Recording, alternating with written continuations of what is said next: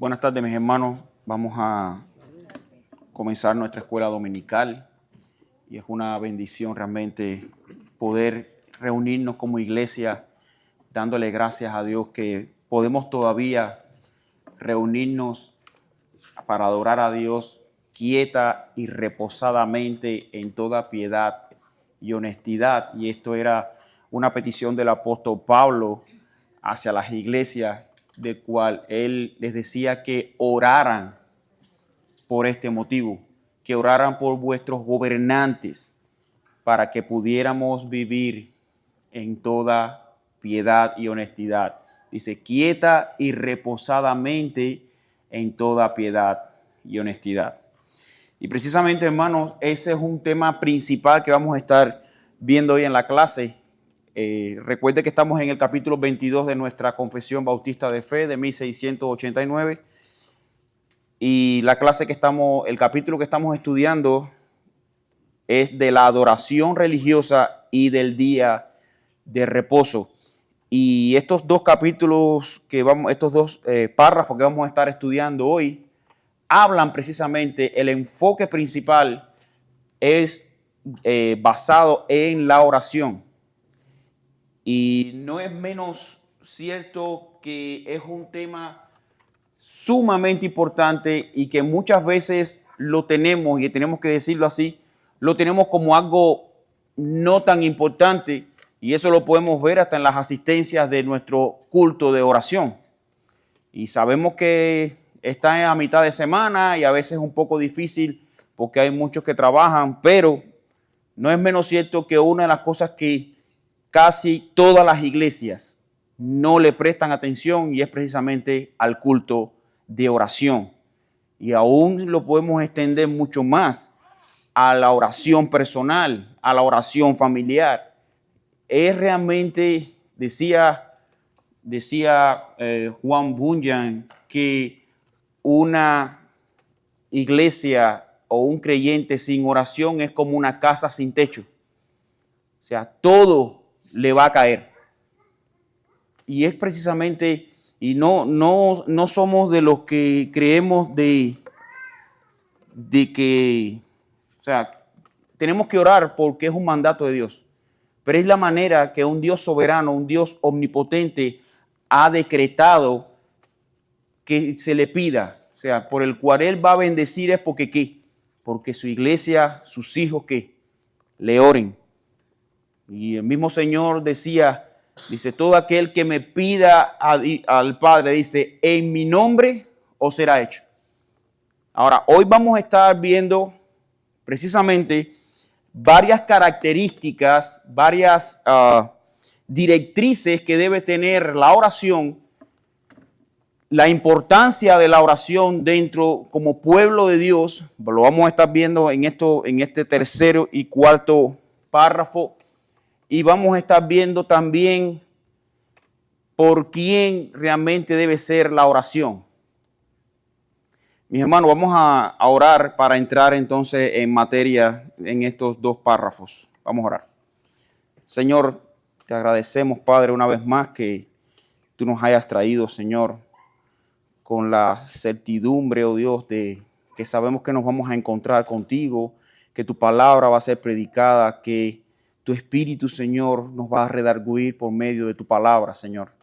Padre, usa la enseñanza, la adoración, la predicación, Padre, para exponer tu grandeza y que sea de gran consuelo, ayuda, cura a nuestra alma. En el nombre de Jesús te pedimos todas estas cosas.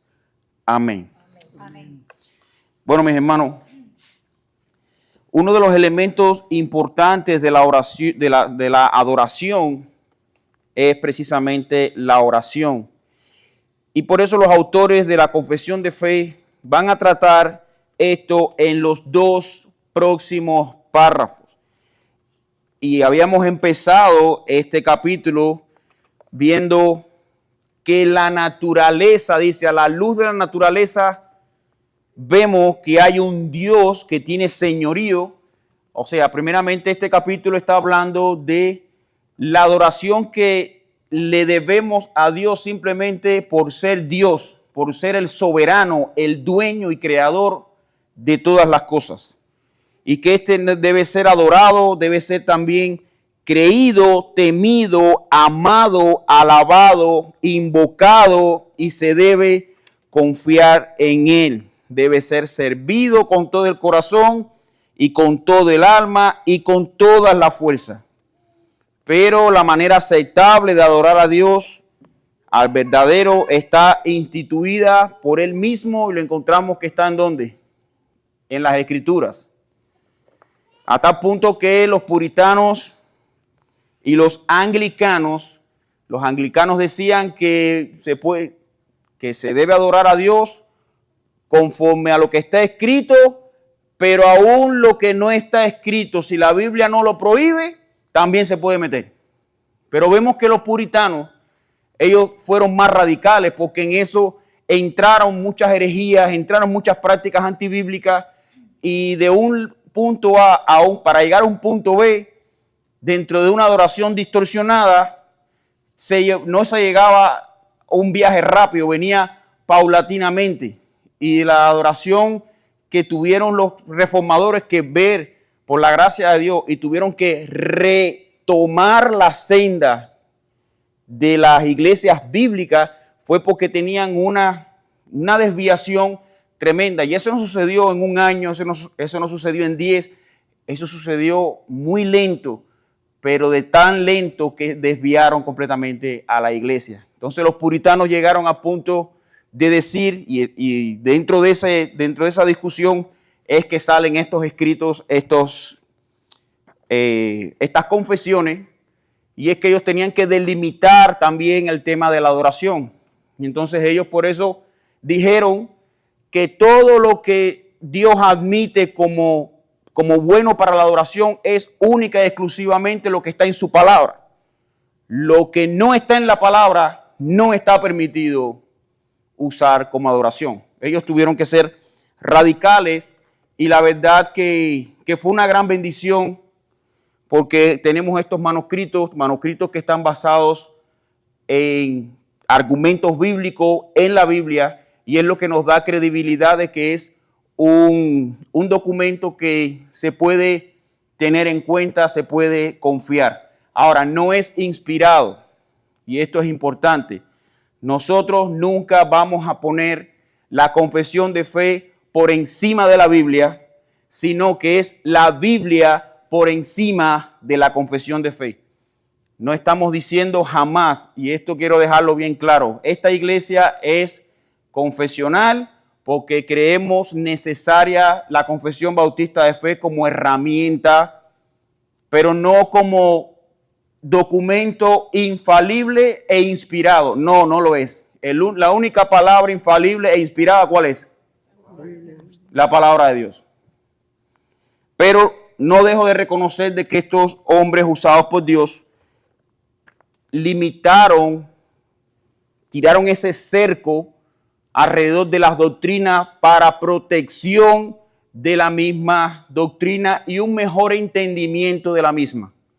No es menos cierto que el Espíritu Santo es quien nos abre el entendimiento, quien nos muestra, pero podemos también tener literatura cristiana que la cual nos puede servir de más ayuda y clarificación de aquellas doctrinas que a nosotros quizás no entendemos bien en la palabra de Dios. Habíamos visto que la adoración religiosa debe ser tributada a Dios, el Padre, al Hijo y al Espíritu Santo, y solo a Él. Y en eso no a ángeles ni a ninguna otra criatura.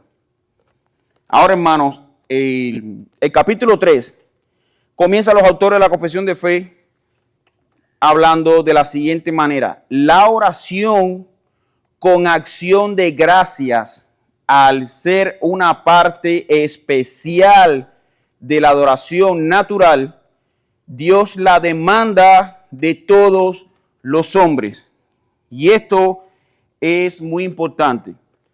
No es solamente el hecho de la oración, sino dicen los autores de la confesión de fe que la oración que viene acompañada de ¿qué?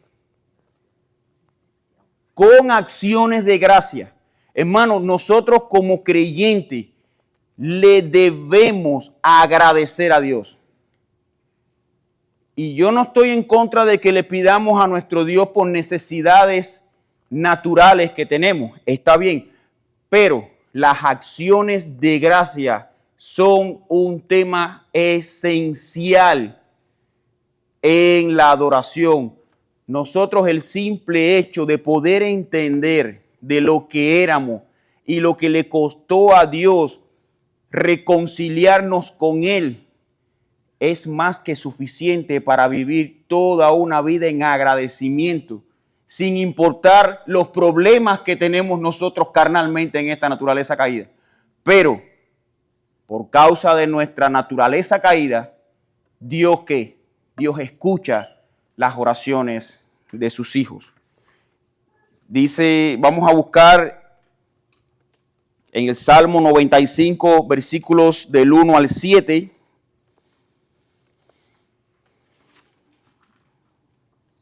Y ahí encontramos algo importante. El hermano que lo tenga, por favor, y quiera acompañarme en la lectura. Venid, aclamemos alegremente a Jehová. 95, del 1 al 7. Cantemos con júbilo a la roca de nuestra salvación. Lleguemos ante su presencia con alabanza.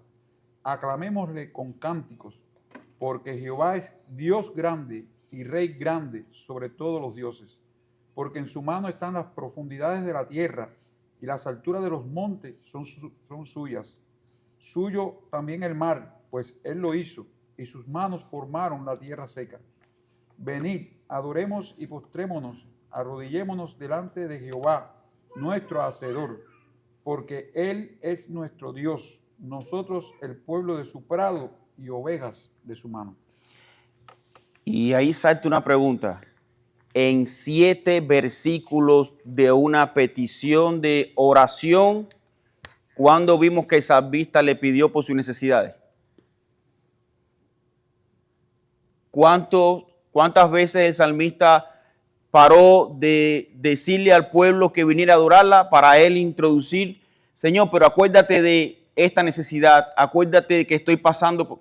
¿En cuántos pasajes aparecieron? En ninguno. ¿Sabes por qué, hermano? Porque nosotros como siervos de un Dios que nos salvó de la muerte a su luz admirable, no es una opción, es una obligación venir primeramente con acciones de gracia. Y de hecho, si podemos analizar cada una de las oraciones que aparecen en las Escrituras, casi ninguna comienza, Señor, mira mi angustia. Señor, no, primeramente ese, Señor de los cielos, alabado sea tu nombre. Y después viene, Señor, en tu grandeza, mira mi padecer. Y así lo podemos buscar en cada una de las oraciones. Cómo ellos entienden, y eso es una parte importante que lo vamos a estar viendo más adelante, y es precisamente las directrices que debe haber en la oración. Y la oración cuenta de 2 partes. 4 características que debe tener la oración que Dios pide para que sea respondida, y como 5 características que debe tener la oración que tiene que tener el creyente antes de postrarse a adorar. Y lo vamos a estar viendo más adelante. Pero vemos cómo en este pasaje el salmista ve la necesidad de ¿qué? De invocar al pueblo, de hacerle un llamado ¿a qué? A que adore. Dios, si responde amén, si no responde amén, pero Él debe ser adorado por mérito propio, por creador, por sustentador, porque Él es el Todopoderoso. Entonces, dice el Salmo 65, 2, dice, tú oyes la oración y a ti vendrá toda carne. Ante Él debe venir toda carne en adoración por medio de la oración. Ahora, los autores de la confesión de fe siguen diciendo, pero para que sea aceptada la oración, debe ser hecha en el nombre del Hijo por la ayuda del Espíritu y conforme a su voluntad. Y estas tres características son tres requisitos que deben estar en la oración. Pero eso son requisitos que los pone Dios. Dios demanda de que para que esa oración sea respondida, tiene que ser, para que sea aceptada, dicen los autores, la confesión de fe dice, debe ser hecha en el nombre del Hijo. No es un cliché, no es un final bonito cuando nosotros estamos orando y decimos, Señor, todo esto te lo pido en el nombre de tu Hijo Jesús, amén. No es un coro que ya por tradición lo hacemos. No, hermano, es que Cristo es nuestro ¿qué? Nuestro mediador. Cristo es nuestro mediador. Todo lo que llegue de nuestra boca a oídos de Dios tiene que pasar por Cristo.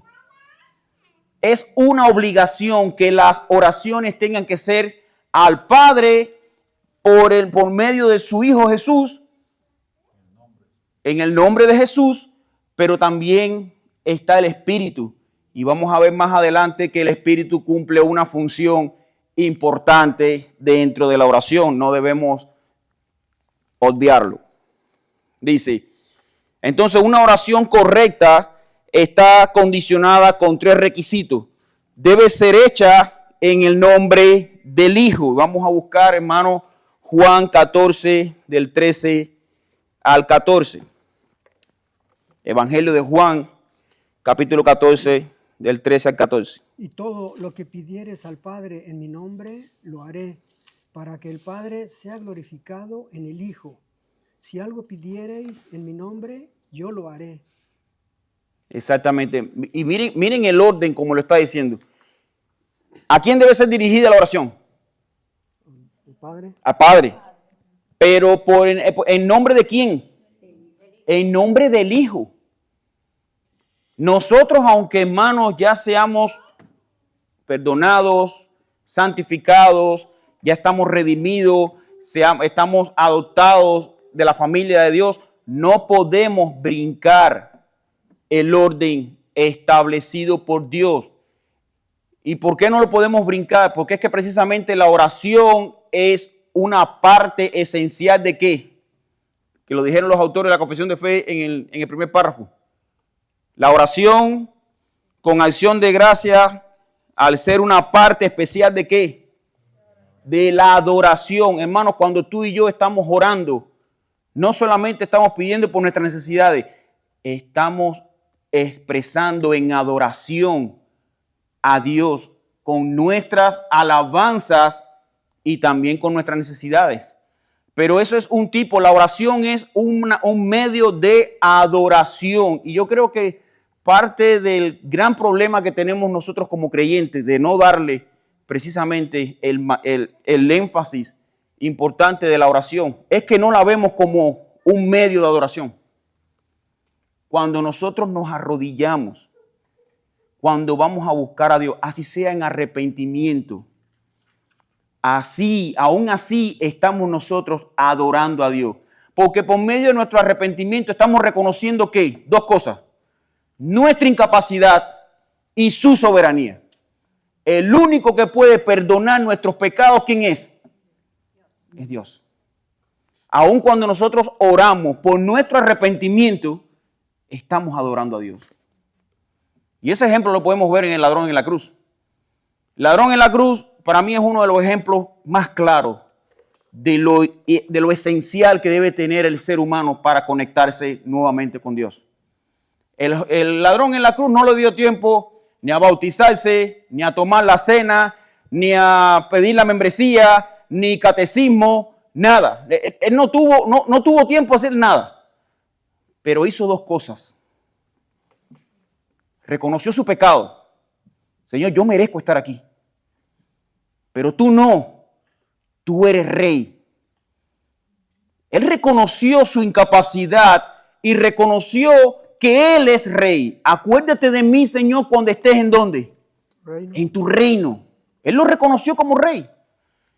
Si faltan esas dos cosas, usted no es creyente. Si tú no te has arrepentido de tus pecados y has reconocido a Cristo como Rey y Señor, tu arrepentimiento no es genuino. Tú a lo mejor te sientes como estás en un club social, porque aquí los domingos tengo varios hermanitos y varias hermanitas que me llevo de lo más bien con él, me hacen un café espectacular, paso un rato alegre, pero eso no es la iglesia. La iglesia somos una banda de pecadores perdidos, salvados por el Rey de Reyes y Señor de Señores. Y por eso es que venimos a adorarlo en oración, súplica, alabanza y todo lo que lleva. Ese es el concepto que debemos tener nosotros, cada uno de nosotros, como iglesia.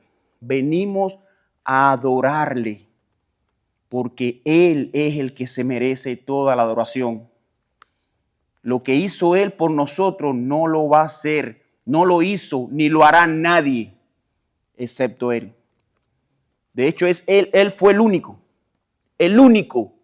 en la Trinidad que pudo cubrir todas nuestras faltas una vez y para siempre. ¿Cuántas veces, cuántos corderos no murieron en el Antiguo Testamento por los pecados? ¿Cuántos sacrificios no hicieron? ¿Cuántos sacrificios de expiación? Pero ¿cuántos sacrificios bastó para que el Hijo de Dios limpiara todos nuestros pecados de una vez y para siempre? Solo uno. Una sola vez. Un solo sacrificio hizo perfectos Hizo perfecto a todos los que tenían como. a todos. Y cuando lo estudiamos en capítulos anteriores, ¿qué sucedió en ese sacrificio? Dice que Él satisfizo la ira de Dios, cumplió con la demanda y nos reconcilió con el Padre. Con un solo sacrificio. Por eso es que merece ser adorado el Padre en el nombre del Hijo. Dice los autores de la confesión de fe, dice, el segundo requisito que debe haber es que por la ayuda del Espíritu. Y vamos a Romanos capítulo 8, versículos 26 al 27. De igual manera el Espíritu nos ayuda en nuestra debilidad, pues ¿qué hemos de pedir como conviene? No lo sabemos, pero el Espíritu mismo intercede por nosotros con gemidos indecibles. El 27 también, ¿no? Sí. Mas el que escudriña los corazones sabe cuál es la intención del Espíritu, porque conforme a la voluntad de Dios intercede por los santos. Y fíjense cómo dice el texto, de igual manera, o sea, el Espíritu nos ayuda en nuestras debilidades, porque como hemos de pedir como conviene, dice, ¿qué dice que nosotros hacemos? ¿Pedimos como conviene? Dice, no sabemos. Dice, pero el Espíritu intercede por nosotros con gemidos indecibles. El Espíritu mismo. O sea, no es nuestro espíritu, es el Espíritu de Dios. Hermano, nosotros teníamos una incapacidad tan grande que nosotros no podíamos venir a Él. No podíamos ver nuestra incapacidad. No podíamos verle como Dios. Y aún arrepentido de nuestros pecados, todavía nosotros no podemos pedirle como conviene. Tiene que ser por la ayuda del Espíritu Santo, redarguyéndonos y moldeando las oraciones conforme a su voluntad. Porque el mismo texto dice, nosotros como se debe pedir, como conviene, dice, no sabemos. No sabemos. Muchas veces nosotros pedimos, pero pedimos mal y por eso no recibimos. Dice Santiago capítulo 1, versículo del 1 al 4. Dice, ¿de dónde vienen las guerras y los pleitos entre vosotros? ¿No es de vuestras pasiones, las cuales combaten en vuestros miembros? Codiciáis y no tenéis, matáis y ardéis de envidia y no podéis alcanzar, combatís y luchar, pero no tenéis lo que deseáis, porque no pedís. Pedís y no recibís, porque pedís mal, para gastar en vuestros deleites. Oh almas adúlteras, ¿no sabéis que la amistad del mundo es enemistad contra Dios? Cualquiera pues que quiera ser amigo del mundo se constituye enemigo de Dios. ¿Cuál es los mayores obstáculos que nosotros encontramos en nuestras oraciones? que pedimos conforme a ¿qué? Conforme al mundo. Aunque, hermanos, disfracemos nuestras peticiones de algo muy celestial, muchas veces estamos pidiendo para nuestro deleite, no para agradar a Dios. Hermano, ¿cuántos cristianos que a veces no hemos conversado? Y oye, si yo me ganara la lotería, yo le daría 5 millones a la iglesia y tenía un templo. Wow, qué piadoso. Pero Dios sabe que esa multitud de dinero posiblemente te haga más daño que beneficio.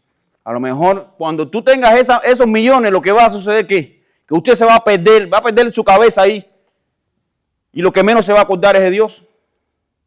Sin embargo, hay un texto en la Biblia, un proverbio que dice, Señor, no me des tanto para que no me olvide de ti, pero tampoco me des tan poco que blasfeme tu nombre y hurte. Yo quisiera buscar el texto para que... Ese texto se encuentra...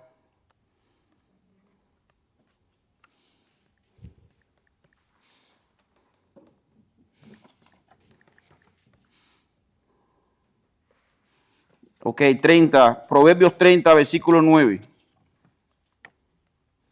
Dice, no sea que me sacie y te niegue y te diga quién es Jehová, o que siendo pobre hurte y blasfeme el nombre de mi Dios. Dice, el versículo 8 dice, vanidad y palabra mentirosa aparta de mí, no me des pobreza ni riqueza, manténme del pan necesario. Hermano, nosotros no sabemos tener abundancia. Adán y Eva lo tuvieron todo y lo perdieron. Nosotros no sabemos ser libres. Lo tuvieron todo, fueron perfectos, santos, sin mancha, y allá fueron y fallaron. Y no es que porque haya sido Adán y Eva, hubiéramos sido tu nombre y el mío, cualquiera que hubiera sido lo mismo, porque primero era un plan soberano de Dios, y segundo, es que tenemos esa inclinación. Sigue diciendo, dice, y la tercera característica que debe tener esa oración, dice que debe ser conforme a su voluntad. Primera de Juan, capítulo 5, versículo 14. Si alguien lo tiene, puede leerlo, hermano.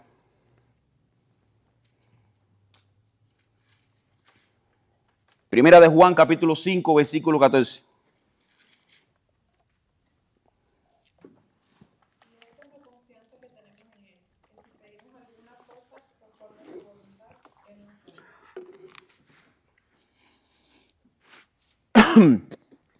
Y dice el 15, y si sabemos que Él nos oye en cualquiera cosa que pidamos, sabemos que tenemos las peticiones que le hayamos hecho.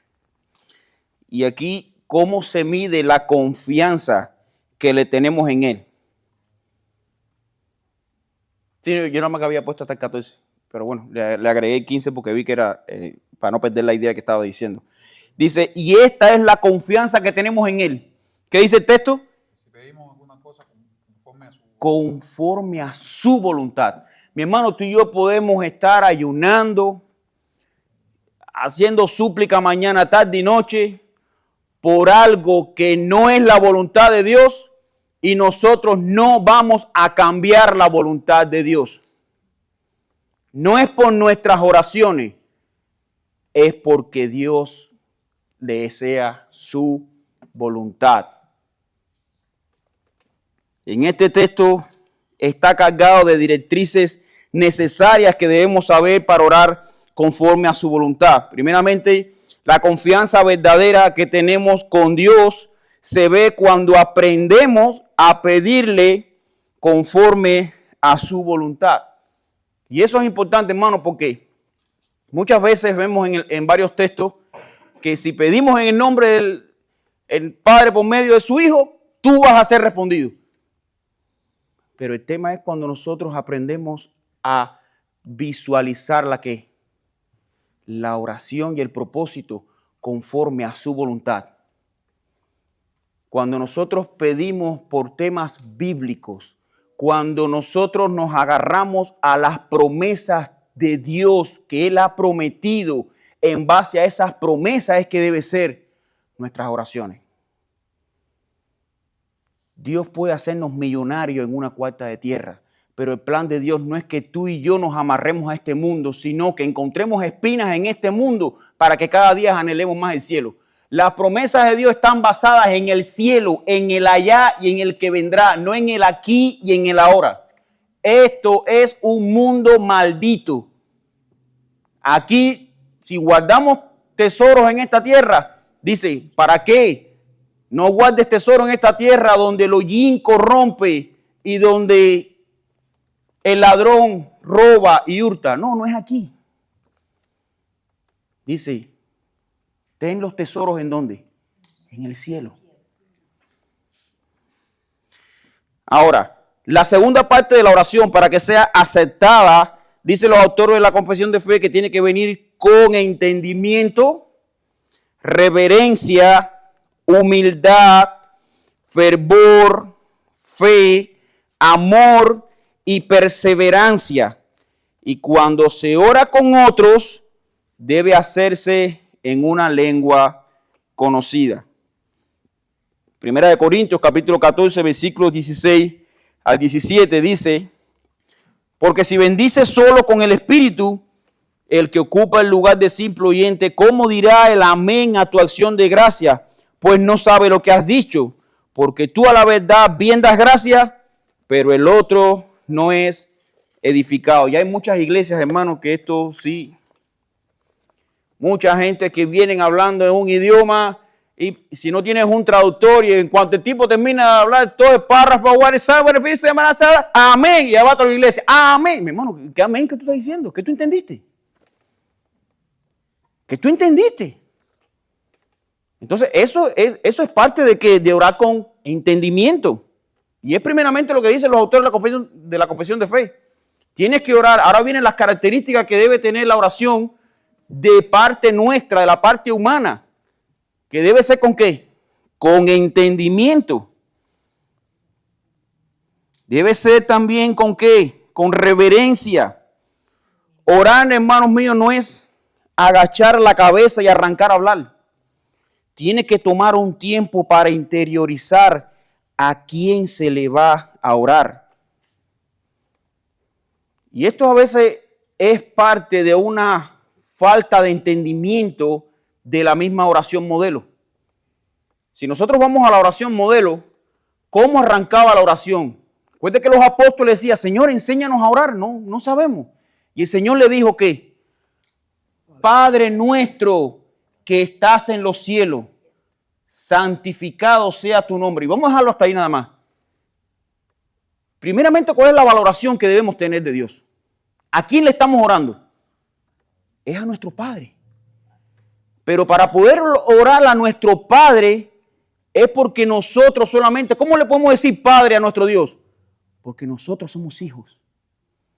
Entonces no es cualquiera que puede venir y pedirle a Dios, es que tiene que ser adoptado por Dios. Debe ser su hijo. Segundo, que estás en los cielos. Hermano, no le estás pidiendo a un papito lindo, a tu abuelito. Tú le estás pidiendo al Señor de los cielos. Y no es el cereal ese de naco ese que anda por ahí. No, tú le estás pidiendo al verdadero Señor de los cielos. Hay una diferencia y es lo que a veces nosotros no entendemos. Hay una diferencia entre nosotros y a quien le estamos orando. Nuestro Dios está en los cielos. Él está muy por encima de nosotros. Entonces tú debes, por eso que le digo, no es arrancar a orar. Necesito orar. Señor, vamos a que te damos gracias porque aquí estamos. No, hermano, tómate tu tiempo de a quién tú le vas a orar. Lo mejor que debemos hacer cuando vamos a orar es tomarnos un tiempo. Señor Dios, Señor y Salvador, reconoce quién es Él. Reconoce quién es Él para tu vida. Reconoce lo que Dios ha permitido ver de Él, que tú le veas de Él. Reconócelo. Él es tu Padre, amén. Él es tu Salvador, Él es tu libertador, Él es tu Dios. Eso es lo que debes tener primeramente antes de orar a Dios. Y eso es lo que están hablando los autores de la confesión de fe. Que debe ser ¿qué? Tener reverencia delante de quien tú estás orando. Segundo, humildad. Hermanos, Dios no está obligado a responder nuestras oraciones. Esto no es, Señor, porque yo soy el hijo del rey y tú tienes que obedecerme y te demando y te decreto. No. Señor, si el mismo hijo en el huerto de Getsemaní, ¿cómo se refirió a Dios? El Hijo, el Dios encarnado, ¿cómo se refirió a la primera persona de la Trinidad? Le dijo, Padre, si es posible, pasa de mí esta copa, pero que no sea mi voluntad, sino la tuya. ¿Por qué Cristo cumplió la orden? Porque Cristo no puede ser desobediente. Cristo fue obediente hasta la muerte y muerte de cruz. Aún siendo Él el Dios encarnado, Él se sometió a la voluntad de su Padre. Él fue ¿qué? Humilde. Dice que tiene que tener también fervor. Y seamos, hermanos, insistentes y sinceros en la oración. También dice que tiene que tener fe. Dice el pastor Santiago, dice, y si alguno de vosotros tiene falta de sabiduría, pídala a Dios, el cual da a todos abundantemente y sin reproche, y le será dada. Pero pida con fe, no dudando nada, porque el que duda es semejante a la onda del mar, que es arrastrada por el viento y echada de una parte a otra. No piense pues que quien tal haga, recibirá cosa alguna del Señor. Cuando tú le ores a Dios, lo primero que debe haber en nuestro corazón es que estamos totalmente seguros de que a quien yo le estoy orando, Él me está oyendo. Estar convencido de su presencia. Y las dos últimas características de parte nuestra que debe tener esa oración es que debe ser con amor y perseverancia. No se puede orar a Dios si no le amas. Y el pueblo, dice que el pueblo de labios honraba a Dios, pero ¿qué pasaba con su corazón? Estaba lejos de Él. No podemos ser hipócritas. El amar a Dios es reconocerlo en todas partes de tu vida. Dios no debe tener límites. Él no los tiene. Somos nosotros los que le ponemos límites a Dios en nuestra vida. Porque cuando a veces intentamos esconderle las cosas malas que hemos hecho a Dios. No, ven a Él. Ven a Él. Dice, entonces no podemos orar a un Dios si no le amas. El pueblo de labios honraba a Dios, pero su corazón estaba lejos de Él. Tus sentimientos deben estar involucrados en la oración. Debemos ser constantes en la oración. Entonces, para resumir este tercer párrafo, hemos visto que la oración tiene que venir ¿con qué? Acción de gracia. Con acción de gracia. Segundo, ¿por qué? Porque es una parte especial de ¿qué? De la adoración natural. Dios lo demanda de los hombres, pero para que sea aceptada debe ser ¿con qué? A través del mediador. ¿Conforme a qué? A su voluntad. ¿Y por medio de quién? ¿En el nombre de quién? De su Hijo. ¿Y por la ayuda de quién? Del Espíritu Santo. Ahora, ¿cómo debe ser esa oración? ¿Con qué? De la parte de nosotros. Con entendimiento, con reverencia, con humildad, fervor, fe, amor y perseverancia. Y eso por eso, o sea, después de todas esas características, ¿qué queda afuera? Nada. Con todo nuestro ser, con todo nuestro entendimiento, con toda nuestra alma, con toda nuestra fuerza, con toda nuestra mente, es que debemos comunicarnos con Dios. Dice entonces, habiendo visto el párrafo número 3, vamos a ver el cuarto. 22:4 dice, la oración debe hacerse por cosas lícitas, por toda clase de hombre que vive o vivirá más adelante, pero no debe hacerse por los muertos ni por aquello de quien se puede saber que han cometido el pecado que lleva a la muerte. Y la primera parte entonces que vemos dice que la oración debe hacerse por cosas lícitas. De más está decir que tú no le vas a poder pedir a Dios que el gerente del Banco of America deje la bodega abierta, con las puertas abiertas, con las alarmas desactivadas, porque Dios no te va a contestar esa oración.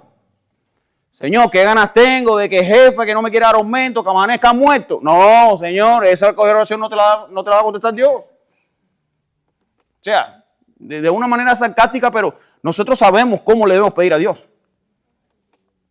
O sea, es la realidad, por cosas que lícitas, cosas que Dios permite. La salvación de nuestros hijos, la salvación de nuestros familiares. Señor, que nos provea de un trabajo. Señor, o sea, nosotros sabemos. Dice 1 Timoteo capítulo 2, versículos 1 y 2. ¿Quién lo tiene? 1 Timoteo.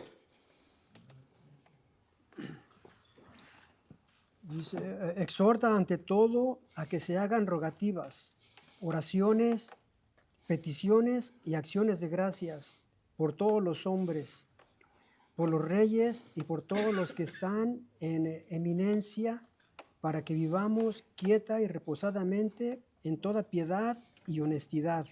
Exactamente. O sea, eso es legítimo, que oremos por todos los hombres, no por los muertos, por todos los hombres, por cosas lícitas, por nuestros gobernantes, para que nos permitan que vivir quieta y reposadamente en toda piedad y honestidad. Dice 2 Samuel, capítulo 7, versículo 29.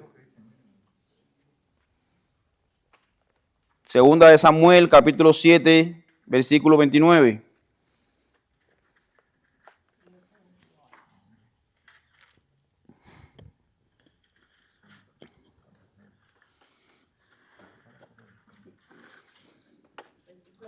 Sí. Ven ahora bien bendecir a la casa de tu siervo, para que permanezca perpetuamente delante de ti, porque tú, Jehová Dios, lo has dicho, y con tu bendición será bendita la casa de tu siervo para siempre.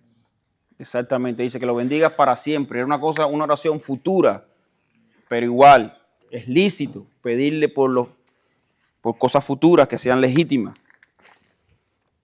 Ahora, dice que no se debe hacer por los muertos. Y este texto de 2 Samuel 12, versículo 19 al 23, es realmente un gran ejemplo. Estaba David orando por la enfermedad de su hijo. Dios había decretado de que el hijo iba a morir, pero él insistió en ¿qué?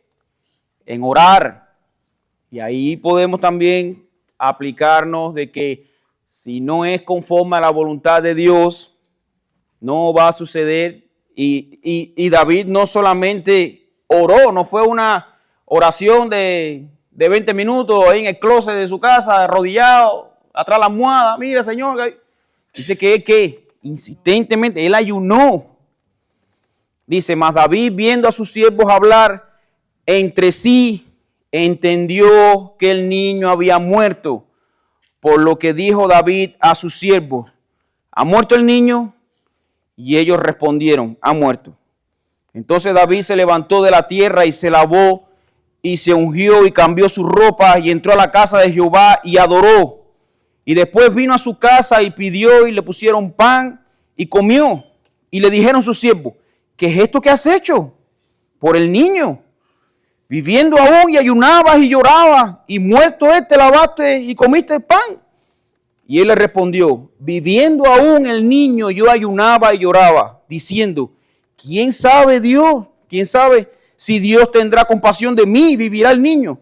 Mas ahora que ha muerto, ¿para qué he de ayunar? ¿podré yo hacerle volver? Yo voy a él, mas él no viene a mí. ¿Ya? ¿Esta fue la respuesta de Dios? No. Ya, se acabó el asunto. Vamos a ocuparnos de las cosas del reino. Se lavó, se quitó, comió. Ya el asunto está, ya Dios respondió. Dice, ni por aquellos de quienes se puede saber que ha cometido el pecado que lleva a la muerte. Y en este texto dice primera de Juan, capítulo 5, 16, y dice, si alguno viera a su hermano cometer pecado que no sea de muerte, pedirá y Dios le dará. Esto es para los que cometen pecados que no sean de muerte. Hay pecado de muerte por el cual yo no digo que se pida. Y el ejemplo de esto, y no me voy a meter mucho aquí porque tengo que reconocer que esto es un misterio, claramente no está, por lo menos yo no lo veo así, claramente en la Escritura yo no veo cuál es exactamente el pecado de muerte, pero sí podemos ver indicios en el libro de los Hechos, cuando Ananías y Zafira, creyéndose ser llenos del Espíritu Santo, dice, sí, yo también tengo el amor de Dios ¿y ellos qué? Vendieron su heredad y sustrajeron una parte de ese dinero. O sea, ¿ahí qué fue lo que pasó? Que ellos quisieron vestirse de una humildad de la cual, para engañar a los demás de que venía del Espíritu, pero no fue así. Y de hecho cuando el apóstol le dijo, mi hermano, pero si tú te hubieras decidido a no venderla, esa era tu propiedad, te podías haber quedado con ella y no había problema. Dice, ¿por qué insististe en qué? En engañar a quién? Al Espíritu Santo. Fíjate si es grave el pecado de muerte, que dice que cualquier blasfemia o pecado contra el Padre y contra el Hijo será perdonado, pero la blasfemia contra el Espíritu Santo no será perdonada. Quiera Dios que nos libre a nosotros, que en algún momento, si no conocemos, y tengo que volverlo a decir, yo no tengo el conocimiento de realmente cuál es exactamente el pecado de muerte, pero si alguno de nosotros no tiene conocimiento, pídele a Dios que al menos los libre de cometer ese pecado. Ese y cualquier otro, pero ese precisamente, es de creernos más santos que los demás y cometer cosas que no vienen de Dios y haciéndolo pasar porque vienen de Dios. Eso es un serio problema. Mis amados hermanos, realmente lo que hemos visto en estos dos párrafos es realmente las características de la oración. Y creo que después de esta clase, a mí particularmente en lo que estaba estudiando esto, realmente me cambió la manera de yo ver la oración. La oración no es solamente el hecho de venir a cualquier hora y tirarte a orar y tranquilo que todo se va a resolver. No. La oración es un medio de adoración directamente a Dios. Y si nos estamos acercando a Dios, primeramente tenemos que reverenciarlo por lo que Él es. Él es Dios. Tenemos que reconocer que Él no está en la posición nuestra, Él está en los cielos. Y tenemos que antes de pedirle cualquier cosa, ¿qué decía la oración de un modelo? Padre nuestro que estás en los cielos, santificado sea tu nombre. Y es por eso que los autores de la Confesión de Fe ellos decían que era ¿qué? Un elemento esencial que viniera la oración con acción de gracia. Entender de que Él es santo. Reconocerlo por encima de todas las cosas. La oración no puede brincar. No podemos brincar lo que sea por medio de su Hijo y con la ayuda del Espíritu Santo. ¿Queremos oraciones respondidas? Debemos también nosotros orar ¿con qué? Con fe, con amor, con humildad, con reverencia. No estamos acercándonos a un Dios que puede ser moldeado a nuestro antojo. Nos estamos acercando al Rey de Reyes, al Alfa y la Omega, al principio y al fin, a nuestro único Salvador y Redentor. No tenemos a cualquiera como Dios, hermanos, tenemos al único y verdadero. Y creo que hasta en nuestras oraciones, y miremos la bibliografía de los siervos del pasado, ellos entendían realmente que nada podían hacer si no fuera por la voluntad de Dios. Que el Señor nos ayude, hermano, la verdad que a entender y orar conforme a su voluntad. Vamos a terminar en oración, mi hermano. Señor, reconocemos que aunque tú nos llames como tus hijos y nosotros como tu Padre, hay una gran diferencia en todos los sentidos, Padre. Pero, oh Dios, tú achicaste esa diferencia por medio de tu Hijo para poder comunicarte nuevamente con nosotros, para restaurar, Dios mío, la relación, Dios mío, que perdimos nosotros en el Edén, pero que por medio de tu Hijo tú rescataste nuevamente, Señor. Gracias, Padre, porque con haber hecho todas las cosas nuevamente, tú seguías siendo Dios y tu gloria seguía intacta. Pero a ti te plugo salvar lo que se había perdido y lo que se había ensuciado, tú limpiarlo por la sangre de tu Hijo y traerlo para que por nuestras voces tú seas alabado, Señor. Gracias, Padre, porque nos has incluido no solamente en el grupo de alabanza celestial, sino en tu familia, Señor. Somos coherederos de la gracia con Cristo, Señor. Oh Padre, enséñanos a orar. Enséñanos, Padre, a que podamos venir delante de ti con reverencia, sin altanería, Señor. Simplemente reconociendo nuestra incapacidad, pero reconociendo también de que tú eres el único y el todopoderoso. Por los méritos de tu Hijo en la cruz te lo pedimos todo, Señor. Amén.